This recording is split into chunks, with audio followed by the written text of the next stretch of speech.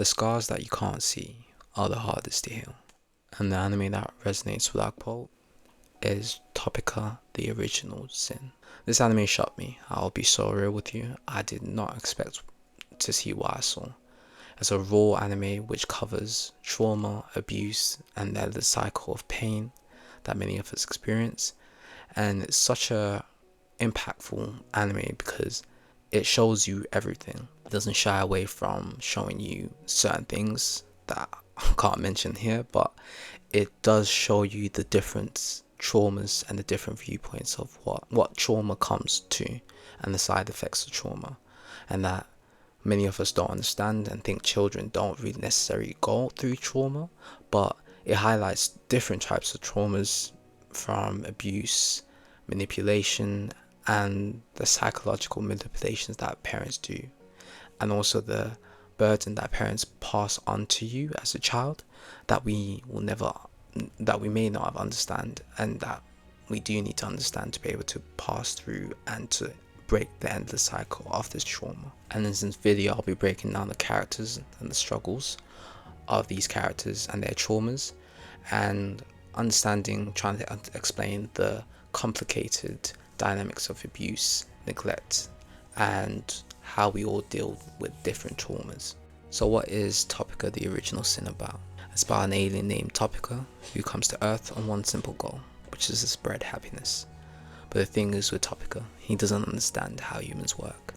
He doesn't understand the complexity of human emotions and how deep trauma goes. While Topeka's intentions are good, he doesn't realize how deep certain scars go and how certain traumas work. What makes the anime so fascinating is because it challenges your perception of what right and wrong is. In a sense, you are Topeka in this situation, and you are viewing this scenario as a person that simply doesn't understand what's going on. Throughout the show, you start questioning, is the villain really the villain? And you start thinking about certain people that were depicted as bad people. Are they really bad? Or are they a victim of their own circumstances? It makes you really think in terms of how deep trauma goes and how this is an endless cycle. So let's start with Shizuka, the first character that we're introduced to. It's a character that kind of sets the tone to understand where the story is going. It's a child that has been abandoned by society, by parents, and her mother neglects her. Her mother, who's an escort, never is there to take care of her child, and her father leaves to start a new family with just completely denying her existence. This is the kind of emotional neglect that can lead to one individual to go into despair. Shizuka is bullied in school, emotionally, physically, and she has no control of her life. Her life is she just exists, and the only thing that stops her from spiraling out of hopelessness is her dog. Her dog is very important in terms of the story because the way I see her and the relationship, the dog is the only thing that is keeping her sane. Is the one thing that will be there and gives her the support to understand that you can keep going. And once that one thing is taken away from that set individual, you can see an individual completely change. From being hopelessness to doing everything in their means to get their dog back or get that happiness that they once had. And with Shizuka, you kind of see the emotional abuse and the hopelessness that she has just due to the first episode that you see. She commits. And it's sad to see in the terms of the anime, it's just raw. It catches you by surprise. Because you are, in a sense, are Topeka in a situation where you don't understand human emotions or understand what is going through you or how can things get so bad for an individual to commit. And with Shizuka, it's such a sad story because it's an individual that is, like I said, left by their parents and society. And once that episode, her father denies her existence. Her mother really just doesn't care that she has a child and just lets the child to fend for itself. And it's just dark to see that all this thing happens because, in a sense, this happened due to her mother's decisions or whatever her actions are. And now, what I mean that is, when you look at Mai-chan or Mary-chan's story, she's the one that is abusing Shizuka. And the only reason she's abusing her is because her family is being broken up due to her father having a relationship with Shizuka's mother, who's an escort. And so Mary-chan's mother is distraught, and in a sense she is using that, her emotional baggage and her situation, to pass it to her child. No child should experience things like that or be burdened by their parent to have the emotional intelligence or the burden to understand what's going on. And obviously as a child, all you want is your parents to be there or be happy. And if your parents are not happy and your mother's telling you that your father is doing set things, and you know who to blame is, you blame the person that your mother tells you. So Mary Chan's ultimate thing is to bully and make Shizuka's life a living hell.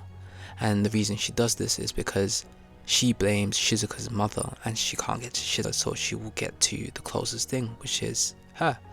So in this is just a cycle of what their parents done that have caused this cycle of endless hatred, trauma that continues. Which Shizuka's, it's so sad because I'll be so real with you, I did hate her in the beginning, but you kind of understand why she does what she does. As a child, you don't really know what's going on, so you just react. And in terms of her reacting, is her mother is abusing her, so she needs to abuse someone else. And the person that's causing all these issues is Shizuka. It's a cycle that has been passed through by parents, but these parents don't really acknowledge what they have done.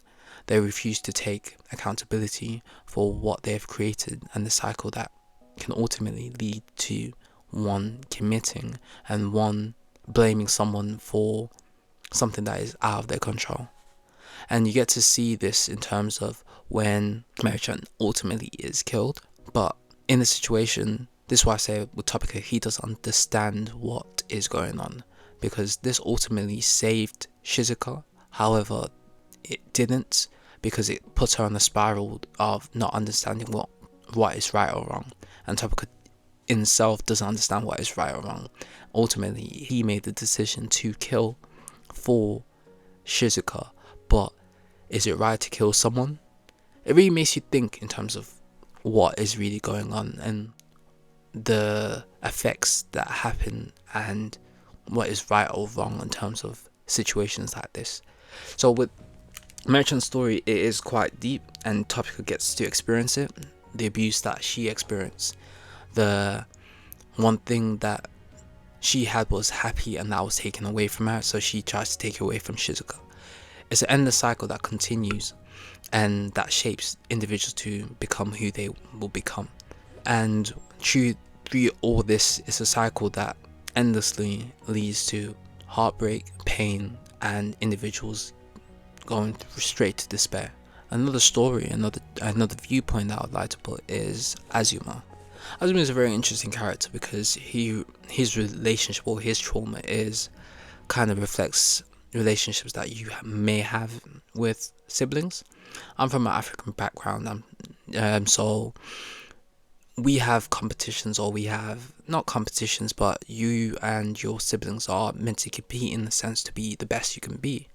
I'll say there is a dark side of that where individuals, like in the story, the mother is resentful to Azuma because she is expecting him to be the same level as a brother.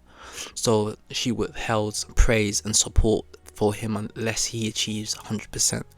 But what is sad about this is that she doesn't acknowledge that he is good, but he's just second to his brother, and there is nothing wrong with that. And a lot of things with parents is that they use manipulations like rewarding you or competing with your brother, and that builds resentment between you and your brother that you not necessarily are not meant to have. In terms of your relationship with your parents, they are meant to support you no matter what, and aim to make you better. If you get one score above before, that's an achievement in itself. And in Azumi's situation, his mother expects perfection from him, but his brother is in a sense perfect, but Azuma believes that his brother's perfect and he can't compete with perfection. And that's true, you can't perfection. No one is perfect. And it's a beautiful scene where he speaks to his brother and is like, I am your brother, I will always be here. I'm not perfect myself, I get help and support. And this kind of allows to have this relationship that was meant to be there, but the parents falsely put, the mother put this false competition where it turned into a hatred. And a child should not hate their sibling. The sibling's always there, going to be supporting them. So in terms of the relationships, you see that trauma comes in all shapes and sizes. Trauma affects everyone, and no one's trauma is meant to be neglected. It's about understanding one's trauma and speaking to that individual to understand that trauma. A lot of individuals in this life hate one another, but in terms of, they are very similar.